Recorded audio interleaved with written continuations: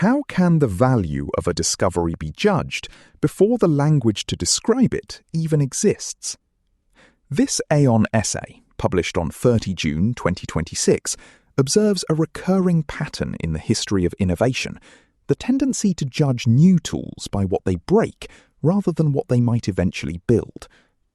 By revisiting the early medical resistance to anesthesia, the piece suggests that the most profound benefits of a technology are often illegible at the start because the concepts needed to describe them do not yet exist.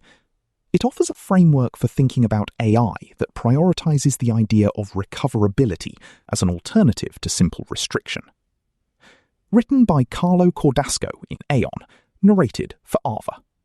A note from the author. I wrote this essay with Claude. The drafting was a collaboration, and so were several of the ideas, since AI tools have changed how I work in ways that bear directly on the argument.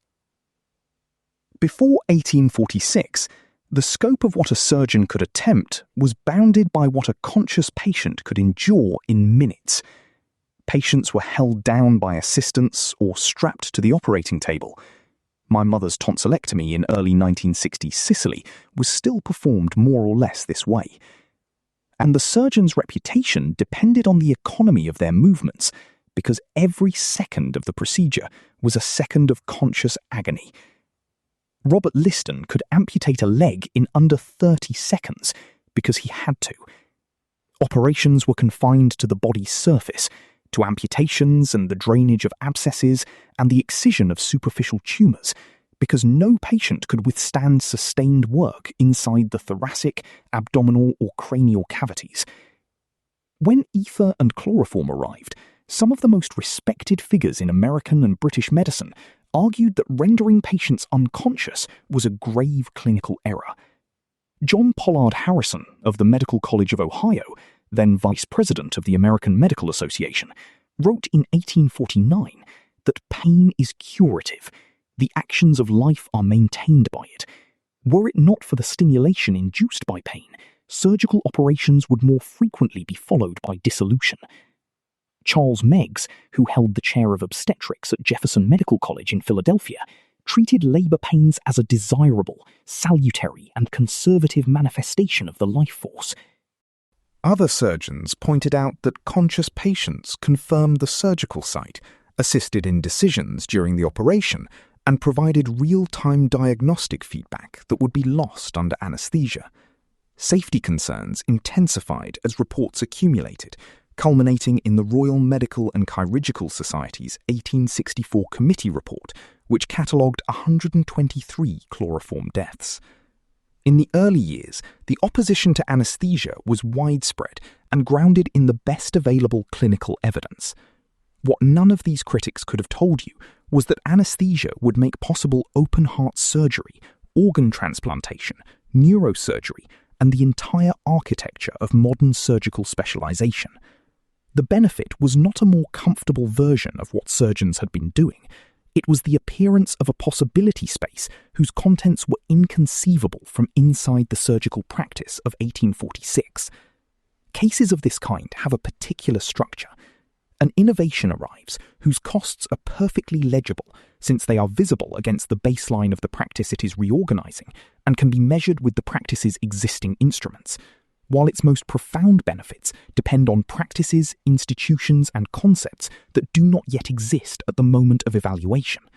Serious critics with domain expertise document the costs, often correctly, since costs of that kind are precisely what the evaluative vocabulary they have inherited is built to measure. There is no possible evaluation in the critical moment that could capture the benefits, because the vocabulary that would describe them is itself one of the things the innovation is going to bring into being. Take dating apps. Eli Finkel and others have shown that app-mediated dating can produce choice overload, weaken commitment formation, and reduce the development of relationship skills that older modes of meeting cultivated more naturally. The empirical literature on loneliness, declining marriage rates among the young, and the collapse of casual in-person romantic initiation is now substantial. The critics are documenting real things, and their evidence is solid in just the way Harrison's evidence on anesthesia was solid. What this evidence cannot capture is the set of effects that have emerged through the existence of the apps themselves, and that nobody arguing about Tinder a decade ago could have specified. Public space itself has been quietly transformed, since the existence of an alternative channel for romantic initiation has weakened the normative status of an in-person approach to an approach, to the point where women navigate streets, cafes, and workplaces in ways that would have been unrecognizable in 1995. Some of what used to be ambient harassment in physical settings has been redistributed onto platforms where it is at least more controllable, since digital interactions can be filtered, blocked, reported, and audited in ways that street and workplace harassment cannot. In 1906, John Philip Sousa argued that the phonograph would destroy amateur musicianship. The more profound effects go beyond that. Using a formal matching theory model and state-level data on broadband adoption as a proxy for online dating, the economists Josue Ortega and Philip Hergovich in 2018 showed that online dating is consistent with the rapid increase in interracial marriages in the United States over the past 2 decades. Since people used to marry within their existing social graphs, and those graphs were racially segregated, any channel that connected strangers across graphs would be expected to produce social integration, even at modest adoption rates. Drawing on a nationally representative longitudinal dataset, the sociologist Michael Rosenfeld and colleagues showed that from around 2013, the most common way for American heterosexual couples to meet was online, and by 2017, about 65% of same-sex couples met that way, while breakup rates and relationship satisfaction do not differ meaningfully between app-met and friend-met couples once you take into account how long the couple has been together. Other emergent effects, less easily quantified but well documented, are equally hard to specify in advance. A 2024 survey from the Trevor Project reports that roughly 3/4 of LGBTQ+ young people go online to connect with others because they find it difficult to do so in their daily lives, and a similar proportion say they can be their complete selves online, with both rates rising still further among transgender and non-binary respondents. Meanwhile, only about half of those same young people find their school to be gender-affirming, and only a little over a third say their home is. The peer-reviewed work consistently finds these online spaces especially important for rural young people without access to an offline community. The proliferation of fine-grained sexual and relational identities depends on infrastructure that lets people with rare combinations of traits find each other across continents rather than within local social graphs. Dating apps are a useful contemporary case because the relevant timescale is short enough that we can see new practices coming into being, but the structure they exhibit has played out repeatedly across the long history of innovations of this kind. Looking at the pattern at greater historical depth makes its contours easier to see. Take the phonograph. The American composer John Philip Sousa, writing in Appleton's magazine in 1906 from the absolute centre of his musical authority, argued that the phonograph would destroy amateur musicianship. He was empirically right about the disappearance of the parlour piano over the following half-century, but the recording studio as a creative instrument, as well as sampling, multi-track composition, and entire genres that exist only because they are compositionally inseparable from recorded sound, were all unsayable in 1906, since they depended on practices, technologies, and aesthetic categories that the recording medium itself had to bring into being before anyone could describe what they would amount to. The pattern is also visible in the infrastructural cases, where the displacement is more diffuse. When gas engineers in the 1880s argued that early electric lighting was inferior to gas, they were correct about the comparison they were making. What the comparison could not capture was that the infrastructure being built to deliver electric light, the generators and transmission lines and distribution networks, would in time become the substrate on which a much wider electronic civilization would be built, including telephony, radio, computation, and broadcasting. The path from electric lighting to a transistor is long, runs through inventions and disciplines that did not exist in 1885, and would not have been predictable from inside the 1880s lighting debate. People who know they can look up something on Google develop weaker memory for the information itself. The argument is actually older than any of these cases. In the Phaedrus, Plato had Thamus warn that writing would corrode memory, and the warning was not wrong about what it was looking at, since the displacement of memorized oral traditions by written records is a real cultural transformation.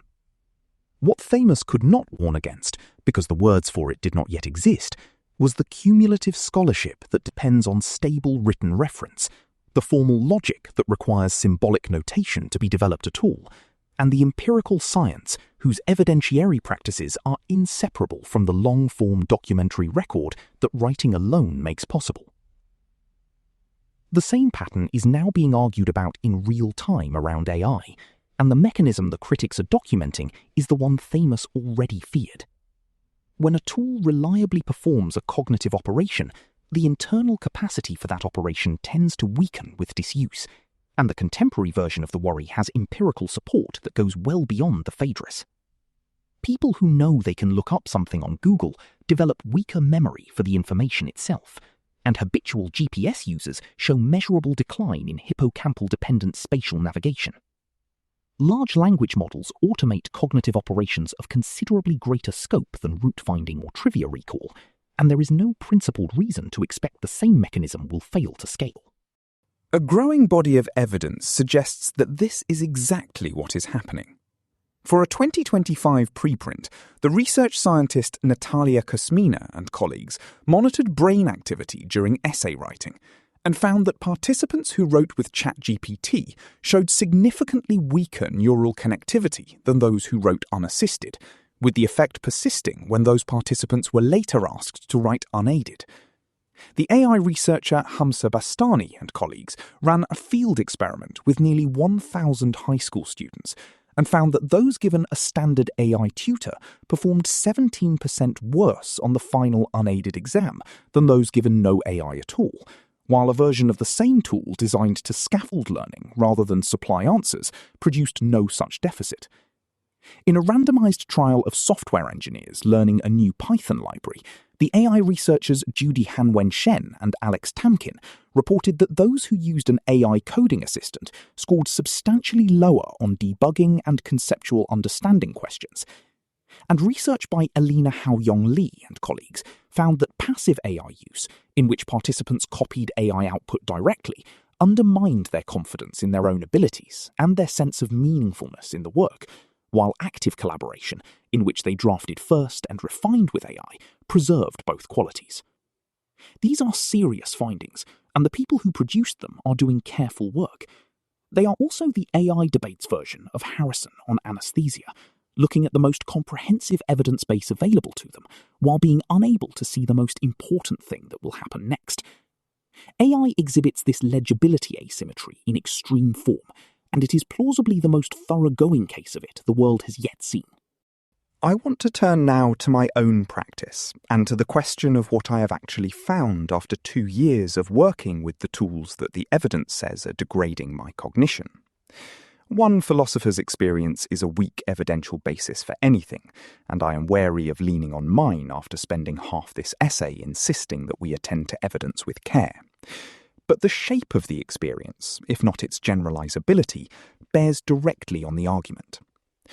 What I expected when I started was the obvious stuff. Faster literature review, cleaner first drafts, less time spent on the mechanical parts of academic writing.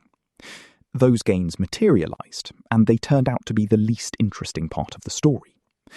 Before I used these tools, the cost of exploring a question was high, since I would notice something that seemed promising, spend several days reading around it, sketch a preliminary argument, discover a problem, and after perhaps 2 or 3 weeks, arrive at a verdict on whether the question was worth pursuing. The cost of discovering that a question was a dead end was, in practice, indistinguishable from the cost of discovering that it was genuine, and you had to do most of the work before you could tell the difference.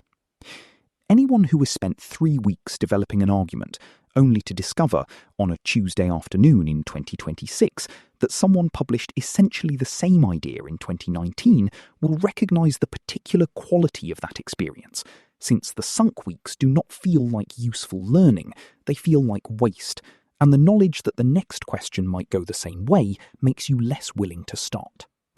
That cost structure made me conservative about which questions I pursued and reluctant to abandon any question I had invested weeks in, which I now recognise as a textbook sunk cost bias operating on my research agenda, but which at the time felt like conscientiousness.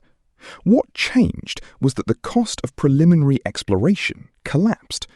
I could sketch an argument, identify the first serious objections, test whether they were fatal, and reach a provisional verdict in an afternoon rather than a fortnight. This sounds like a simple acceleration, but the more profound effect was on what I was willing to abandon. Dropping a question after an afternoon's work feels nothing like dropping one after 3 weeks. When the exploration costs are low, the sunk cost attachment disappears, and you find yourself dropping bad questions earlier and more often, which means the questions you keep are better. I explored far more ideas, and my working portfolio became both larger and better curated. I arrived at this outcome not through any deliberate plan, but simply through sustained engagement with a tool that changed what exploration cost. Nobody told me that working with LLMs would reorganize my research practice around finding good questions. The skill that improved most, and the one I would never have thought to look for, was something I can only describe as question identification, the ability to find problems that are both tractable and important. This is the thing an academic career is substantially built on, and which nobody, so far as I know, has ever tried to teach directly. I want to be honest about the costs. My ability to hold together a complex position verbally, under pressure, in a seminar or a conversation, has probably not improved and may have declined somewhat. When preliminary exploration is cheap, you spend less time grinding through arguments from first principles, a grinding that builds fluency that shows up in live exchange. Friends have pressed me on this, and they are right to worry. The shape of the disagreement is itself instructive, because the cost is immediately describable as a subtraction from a capacity I have been exercising for years, while the benefit was prospectively invisible and retrospectively obvious. I did not predict it, and I could not have named it in advance. The faster literature review and cleaner first drafts I had hoped for in 2023 turned out to be roughly as interesting as Thamas's concession that writing would be a useful aid memoir. The fact that I can articulate this benefit at all is, in a sense, evidence against the strongest version of my own argument, and I want to be upfront about that. Anything I can now name has already crossed from the illegible into the legible. But nobody told me that working with LLMs would reorganize my research practice around finding good questions rather than producing answers to the ones I already had. There is a further wrinkle here that I find harder to set aside, which is that the language I have for describing what these tools have done to my thinking is itself partly a product of working with them, and the reader who is evaluating my testimony is doing so from a standpoint that is, in its own way, in the process of being reshaped by the same technologies. None of this excuses me from the obligation to articulate what I can, and it does mean that the asymmetry I have been describing is not something we are looking at from outside, but something we are inside, including right now. This has consequences for governance. The asymmetry is not just a problem for individual users deciding how to engage with AI, since it shapes the position of every governance actor whose institutional role requires grounding decisions in documented evidence.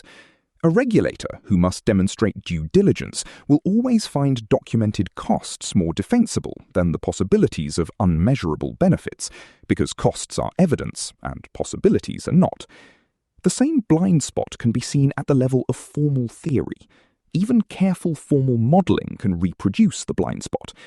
In a recent working paper, Daron Acemoglu, the 2024 Nobel laureate in economics, working with Dingwen Kong and Asuman Ozdeglar, builds a mathematical model of what happens when people increasingly rely on AI for decisions that they used to work through themselves. The model captures a real and important mechanism. When people figure out things on their own, they generate knowledge as a byproduct, knowledge that flows into the shared pool that everyone subsequently draws on. AI assistance gives each individual a better immediate answer, while quietly removing the cognitive labour that produces the shared pool. and the model shows that under plausible conditions, this can tip into a steady state where the collective knowledge base contracts, even as individual decisions remain locally rational. The recommended policy is to deliberately constrain AI precision, forcing people to keep doing the work themselves so that the public knowledge stock continues to be replenished. The model is elegant, and the mechanism it describes is real, but the categories of knowledge it tracks are fixed from the start. There is no representation in the model of the possibility that sustained engagement with a capable system might generate qualitatively new kinds of competency that the prior categories cannot describe. The model can represent a world where what needs to be known keeps changing, while being unable to represent a world where what counts as knowing changes. That is a substantive limitation, since the latter is precisely what is happening when an innovation reorganizes the practices in which knowledge is constituted. The empirical evidence points in the same direction, since the best outcomes in the existing literature were produced by varying the conditions of use with a capable system, through safeguarded interfaces and thoughtfully designed engagement, rather than by degrading the system's capabilities. The restriction case may well prove correct. The theoretical framework behind it is incomplete in a way that favours restriction, whether or not restriction is warranted. A reader who has followed the argument this far might reasonably worry that the asymmetry I have described runs in both directions, since the developmental trajectory of mature human reasoning is itself emergent and capable, over time, of producing forms of judgment that nobody could have specified in advance. The reasoner of 2 centuries ago could not have anticipated the conceptual repertoire of the reasoner of today, just as the surgeon of 1846 could not have anticipated cardiac surgery, and one might therefore think that lifting the constraints under which mature reasoning has developed forecloses an illegible benefit possibility space of its own. This objection is sophisticated, and I do not think it succeeds, because it conflates 2 different kinds of emergence. The refinements that mature reasoning undergoes in the absence of paradigm-changing technology, however unpredictable in detail, lie along a continuous trajectory whose direction is recognizable from within the existing conceptual vocabulary, and a careful reasoner of 2 centuries ago would have recognized the reasoner of today as occupying a more sophisticated point on the same path she was walking.